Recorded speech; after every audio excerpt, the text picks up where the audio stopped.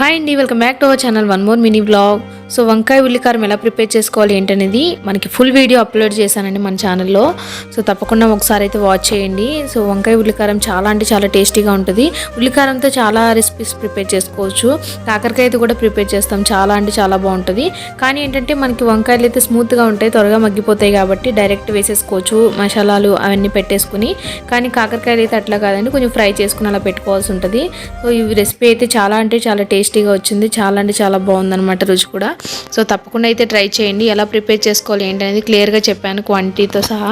So ఒకసారి అయితే వెళ్ళి ట్రై చేయండి. ఇలా ఆనియన్స్ కూడా పైన వేసుకుంటే క్రిస్పీగా ఉంటాయి అండ్ గ్రేవీ కూడా ఉంటుంది అనమాట. అందుకని చెప్పి ఇలా ఆనియన్స్ కూడా పైన వేసి నేను కుక్ చేశాను అనమాట.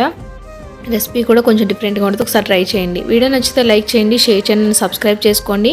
మన ఛానల్ని ఇలాగే సపోర్ట్ చేస్తారని మనస్ఫూర్తిగా కోరుకుంటున్నాను. Thank you for watching.